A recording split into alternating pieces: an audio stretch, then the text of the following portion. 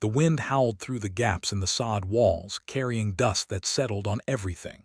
Your mother was lying on the dirt floor, her body burning with fever, her breathing shallow and rapid. She'd been sick for 3 days, started with a cough, then fever. Now she couldn't get up. Your father sat beside her, his face gray with exhaustion and fear. You were 11 years old, the oldest of 4 children, and you understood that if your mother died, your family would probably die with her. The nearest doctor was 40 miles away in a town you'd visited once. Even if your father left now, even if he rode straight through, it would take 2 days to bring help. 2 days your mother probably didn't have. And who would care for you and your siblings while he was gone? Who would milk the cow, feed the chickens, keep the fire going in this soddy that was barely warmer than the freezing prairie outside? This was Nebraska in 1878. You'd been here for 8 months, on land your father had claimed under the Homestead Act. 160 acres of empty grassland that was supposed to be opportunity. That was supposed to be your family's path to prosperity. Instead, it was killing you. Slowly, relentlessly. Through isolation and disease and weather and the 1,000 ways the frontier found to break people who were foolish enough to think they could survive here. Your mother was dying. Your baby brother had died last winter. Your father was aging 10 years for every 1 year you spent here. And you were learning that the American frontier wasn't freedom or adventure. It was just another way to die young and forgotten. The American frontier in the 1800s, particularly after the Homestead Act of 1862, saw hundreds of thousands of settlers move west seeking free land and opportunity. What they found was hardship beyond imagination. The government offered 160 acres to anyone who would settle and improve the land for 5 years. Sounds generous. But that land was raw, no infrastructure, no towns nearby, no support systems, just empty prairie or wilderness where you had to build everything from nothing, with no experience. No money beyond what you'd brought, no help if things went wrong, and things always went wrong. The weather was extreme. Brutal winters that killed livestock and froze people in their homes. Summers so hot and dry that crops failed and water sources dried up. Tornadoes, prairie fires, blizzards, droughts. The land fought you constantly. And if the weather didn't kill you, disease did, or injury, or childbirth, or simple accidents that would be minor inconveniences near civilization but were death sentences on an isolated homestead. The frontier had no safety net, no hospitals, no doctors for hundreds of miles, no stores where you could buy supplies when yours ran out. You lived or died based on your own resources, your own strength, your own luck. And most people's luck ran out eventually. Sarah Mitchell was 32 when her family moved to a homestead in Nebraska in 1877. Her husband John had been a shopkeeper in Pennsylvania. The business had failed. They'd heard about free land in the West and decided to try their luck. Sarah, John, and their 4 children traveled by train as far as the tracks went, then by wagon to their claim. They arrived in late summer. The land was flat grassland stretching to the horizon, beautiful in its way, also completely empty. No trees, no water source except a creek 2 miles away, no shelter. John built a soddy, a house made from blocks of earth cut from the prairie. It took 3 weeks. The walls were 3 feet thick but barely kept out the cold. The roof leaked. Dirt constantly fell from the ceiling. Insects lived in the walls, but it was shelter, better than a tent. Sarah tried to make it livable. Hung cloth on the walls to keep dirt from falling. Created a cooking area near the door where smoke could escape. Set up sleeping spaces for the children. It was cramped, dark, damp, but it was home. The work was constant and backbreaking. John broke sod to plant crops, acres of virgin prairie that had never been plowed. The grass roots were so thick and deep it was like plowing rock. He used a team of oxen he'd bought with the last of their savings. The work took months. He'd come in each night too exhausted to eat, his hands blistered and bleeding, his back screaming. Sarah's work was equally brutal, hauling water from the creek 2 miles away. Multiple trips daily carrying buckets that left her shoulders and back in constant pain, cooking over an open fire, washing clothes by hand in cold water, making soap, making candles, making everything from scratch because there was nothing to buy and no money to buy it with, caring for 4 children, tending a small garden, milking the cow, feeding the chickens. The work never ended. Sarah was on her feet from before dawn until after dark every day. She'd fall onto the straw mattress at night so exhausted she couldn't think, sleep for a few hours, wake and do it all again. This was life on the frontier. Not adventure, just unrelenting labor that ground you down day after day. The isolation was crushing. The nearest neighbors were 5 miles away. Sarah saw them maybe once a month. There was no town within a day's travel, no church, no school, no community, just her family alone on the prairie. The silence was oppressive. No human sounds except their own voices, just wind constantly whistling across the grass. The emptiness was disorienting. You could look in any direction and see nothing but grass and sky meeting at a horizon so far away it felt like you were the last people on Earth. Sarah had been a social person back in Pennsylvania, had friends, community, church socials. Now she had nothing. Just her husband who was too exhausted to talk, and her children who were too young to understand why their mother sometimes sat and stared at nothing with tears running down her face. The loneliness was a physical ache, a hollow feeling that never went away. Sarah felt herself disappearing, becoming less than she'd been, shrinking down to just the basic functions of survival.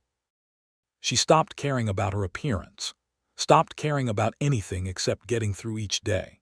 This was what the frontier did.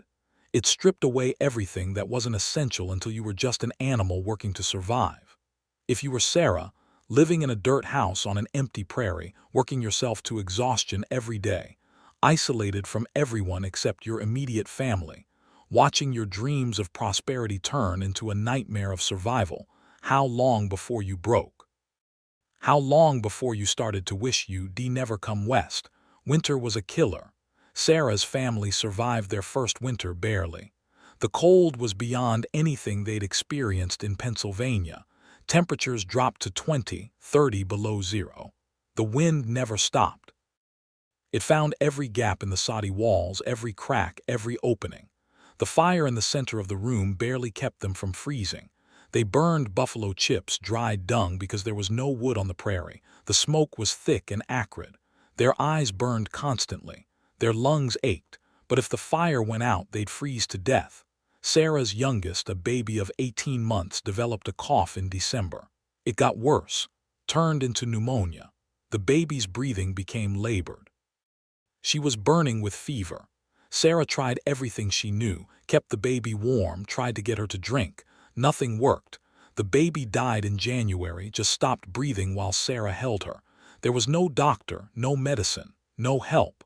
Sarah and John buried their daughter in the frozen ground. Had to use a pickaxe to break through the frozen earth. They wrapped the baby in cloth and put her in the ground, said prayers, then went back inside because they had 3 other children to keep alive.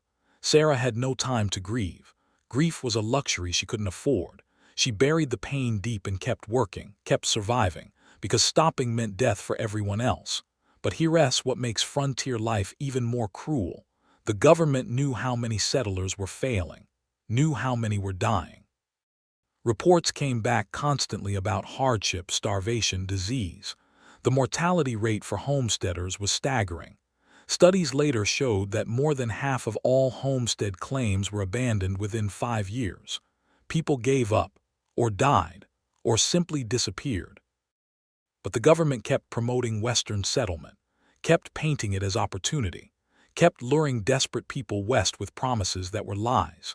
The railroads were complicit. They'd been given massive land grants by the government and needed settlers to buy that land and ship crops on their lines. So they ran advertising campaigns in the East and in Europe showing fertile farmland, abundant water, easy living. None of it was true for most homesteaders.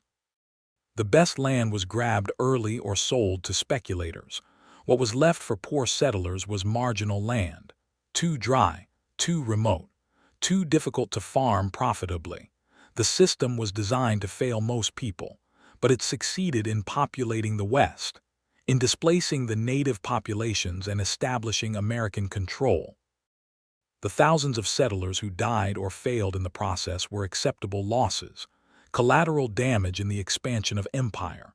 Think about being lured somewhere with false promises, giving up everything you have, moving your family to a place that turns out to be a death trap, and having no way to go back, no resources to start over, just stuck, forced to continue in a situation that's slowly killing you because the alternative is immediate death. That was the frontier for most settlers. Could you have survived it? Would you have even wanted to? Most homesteaders didn't succeed. Disease, crop failure, isolation, and sheer exhaustion defeated them. Sarah's family lasted 3 years. They lost another child to scarlet fever in their second year. A son, age 6. He was healthy 1 week, dead the next.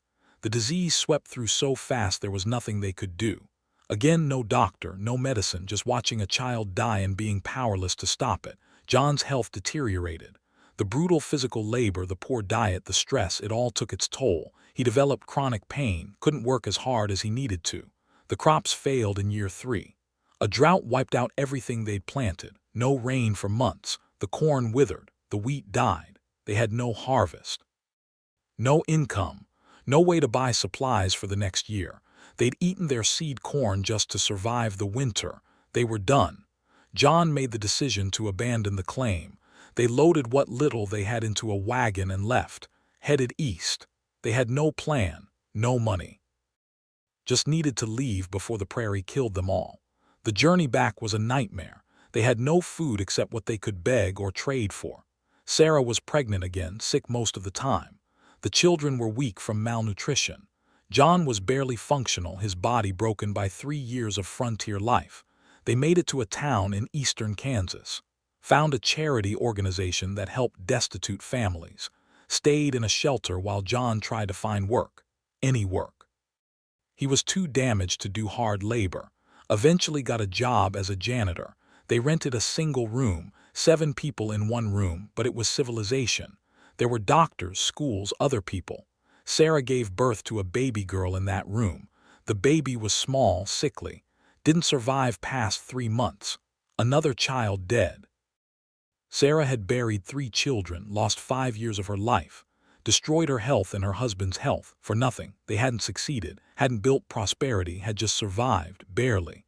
The frontier broke people systematically. Those who survived often bore permanent physical and psychological scars. Sarah never recovered from the trauma. She'd gone west at 32. By 37, she looked 60. Her hair was gray. Her hands were gnarled. Her body was worn out from too many pregnancies, too much labor, too much hardship. She'd lost 3 children and watched her husband become a broken shadow of the man he'd been. The frontier had taken everything and given nothing in return. John died at 43. His body just gave out. Years of brutal labor, poor nutrition, and crushing stress had destroyed him. Sarah outlived him by 10 years, raised her surviving children alone while working as a laundress. She died at 53, worn out, used up, another casualty of the American frontier. Her gravestone listed her name and dates, nothing else. No mention of what she'd endured, no recognition of her suffering, just another forgotten settler who'd believed the lies about opportunity. The myth of the frontier celebrates pioneers and rugged individualism. It talks about brave settlers building America. What it doesn't talk about is the thousands of graves scattered across the prairie, the homesteads that failed, the families that were destroyed, the children who died from preventable diseases, the women who were worked to death, the men who were broken by labor their bodies couldn't sustain. The frontier killed more people than it enriched. For every success story, there were dozens of failures, people who gave up everything and got nothing. People like Sarah who traded 5 years of hell for the privilege of watching their children die.